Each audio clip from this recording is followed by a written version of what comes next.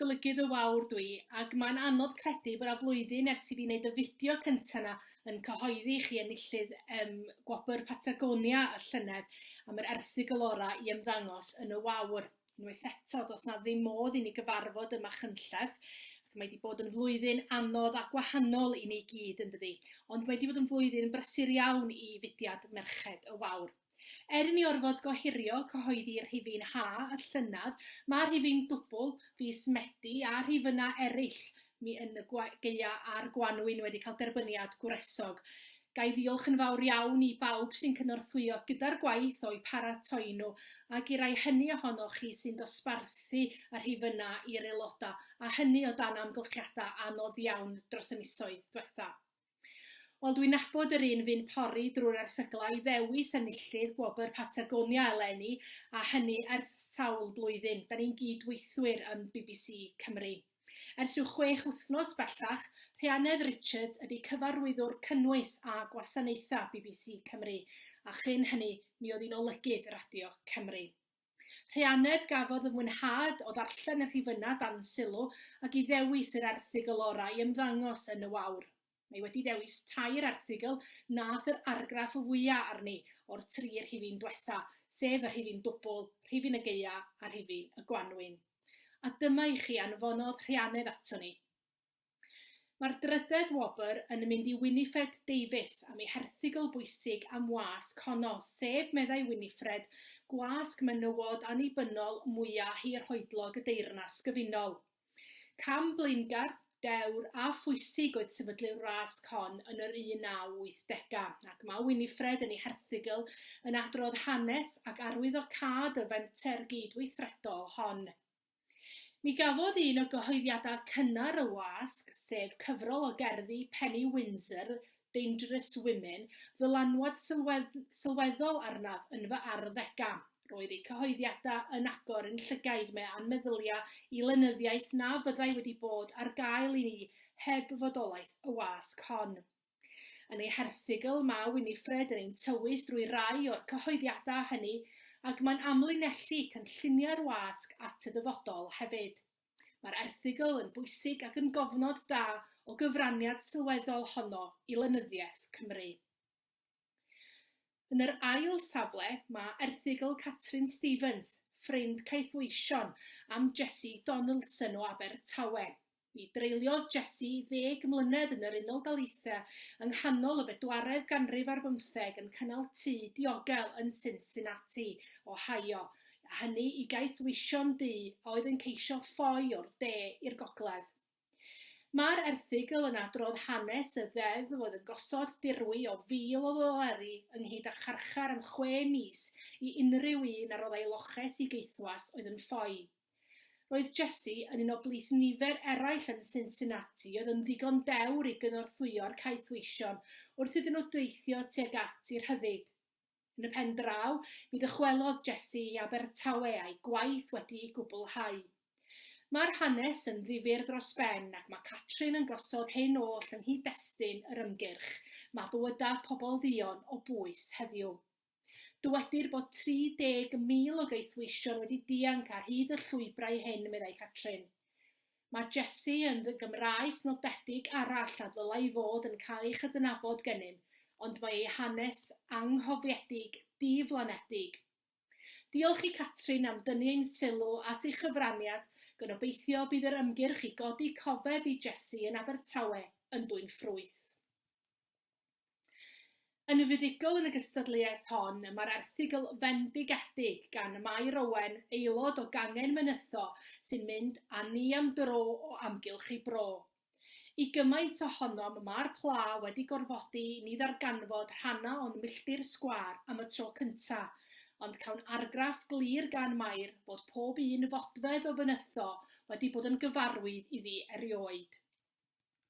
Mae disgrifiadau Mair o'r pentre a'r ardal ehangach yn sy'n rhan a natod ohoni yn hudolus, ac mae hangerdd dros ei bro a'i phobl i'w glywed wrth iddi ein cyflwyno ni I dirwedd, diwylliant a thraddodiadau'r gymuned arbennig hon. Mae Mair yn gorffen yr erthygl wrth sôn am y newid a norfod a fi I fynytho a Llangian, ond mae ei geiriau yn cynnig gobaith i bob un ohonom sydd am weld dyfodol i'n pentrefi bach, wrth iddi ddatgan mae gwaddol Covid o bosib yw'r y dawr fro dan ein traed yn llythrenol a ffigurol yn fwy pwysig a pherthnasol unwaith eto. Yn y paragraff olaf cawn ddeall pwysigrwydd hynny i Mair, ac fel rhywun sydd wedi fy magu mewn pentre bach, ei bod hi yn un lofaol ac yn 150 o filltiroedd i ffwrdd o fynytho, rwyf hefyd yn gallu unieithu a'i chariad tuag at y lle sydd wedi dylanwadu arni gymaint. Rwyf yn falch i gael fy magu yma lle rydw i rwan hyn, meddai, yn frith a bler fy ngwallt, ymro fy mebyd, ymro fy Covid, a mwynhau byd natur yn ei gogoniant, a mwynhau cynhesrwydd cymdeithas gyfarwydd. Wel, diolch yn fawr i'r rhianedd am ddarllen yr rhifynna ac am ddewis yr enillwyr. Llongyfarchiadau mawr i chi'ch tair, i'ch atgoffa chi yn drydydd Winifred Davies ar erthygl am wasg honno, yn ail Catrin Stevens a hanes difyr Jessie Donaldson, ac yn gyntaf hanes milltir sgwâr Mair Nant yn Mynytho a Llangian. Llongyfarchiadau mawr i chi gyd. Gobeithio byddwch chi gyd yn mwynhau'r hyn sydd yn yr rhifyn cyfredol o'r Wawr sydd allan ers rhyw bythefnos bellach, a chofiwch bod modd i chi hefyd wrando arnyn nhw drwy'r podlediadau hefyd. Cadwch yn ddiogel bob un ohonoch chi.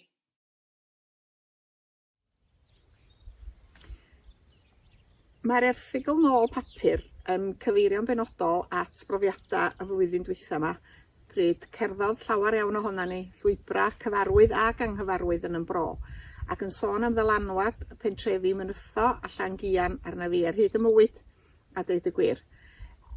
Mae o yn brofiad, dwi'n siŵr, cyffredin iawn lawer ohona ni, ail ddarganfod a darganfod yn tir dan yn traed.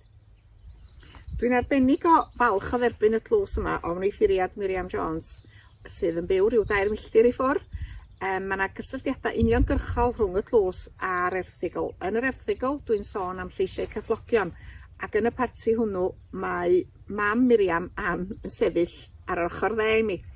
Mae'r eda liwgar neis sydd rownd y tlysa wedi gynhyrchu gen Meinir, cwmni Meian o Llangian, a mae hi'n gwneud hwn o'i gwlân ei hun. A mae hi ac un arall oedd yn rhannol gyfrifol am gychwyn yr dramâu a'r nosweithiau llawen dwi'n gyfeirio atyn nhw yn yr erthygl. A dwi'n mynd aml bod Miriam ei hun wedi bod yn aelod yn yr nosweithiau llawen yna cyn diwedd. Da de.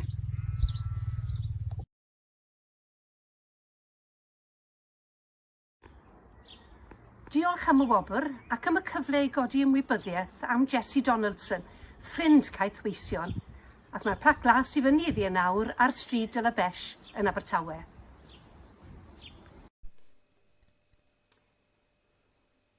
Winifred Davies ydy'n enw i, a dwi'n aelod o Merched y Wawr yng nghangen Llandihangel Gennair Glyn yng Ngogledd Ceredigion. Ar ôl i mi ymddeol o fod yn athro Almaeneg yn y Brifysgol yn Aberystwyth, mi wnes i ymuno fel gwirfoddolwraig efo bwrdd rheoli honno, sef Gwasg Menywod Cymru, gwasg fach annibynnol sy'n cyhoeddi gwaith gan fenywod o Gymru yn y Gymraeg ac yn y Saesneg.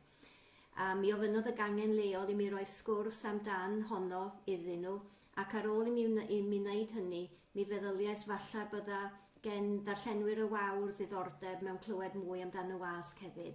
Felly dyma sgwennu erthygl amdan honno a'i gynnig o i'r Wawr, ac fe gyhoeddwyd yr erthygl, ac roedd yn hynod falch o glywed diwrnod o'r blaen mod i wedi ennill trydedd wobr amdan yr erthygl honno. Dyma i chi ychydig o gefndir darlun a gyflwynir fel Gwobr Patagonia. Yn rhifyn yr Hydref 1987 o'r Wawr, nodwyd y canlynol gan Margaret Jones am y llun hwn o waith Horatio Maras. Golygwyd a diweddarwyd rhai ffeithiau. Pan oedd rhai o aelodau Merched y Wawr ar ymweliad â Patagonia, cyflwynwyd iddynt darlun o waith yr arlunydd archentaidd Horatio Maras, fi'n dysgu celf yn Coleg Camwy, ac a fu farw yn y flwyddyn 2007. Drannoeth yr Eisteddfod mewn asad o anferth a channoedd o bobl yn bresennol, cyflwynodd eluned fychan Roberts de Gonzales, gorwires Michael D. Jones, a phrif athrawes Coleg Camwy sef Ysgol Uwchradd y Gaiman, y llun hwn i fudiad Merched y Wawr a ran Cymdeithas Gymraeg y Gaiman i gofio am ei taith. Llun ydyw o hogyn bach o waed Indiaidd sy'n mynychu Ysgol y Gaiman a sydd bob bore yn dosbarthu papur dyddiol ar hyd y strydoedd yno. Trosglwyddodd y merched a fu ym Patagonia ar darlun i fwrdd golygyddol y Wawr, ac fe'i cyflwynir o hyn ymlaen yn flynyddol i awdur y cyfraniad gorau i ymddangos yn y Wawr yn ystod y flwyddyn.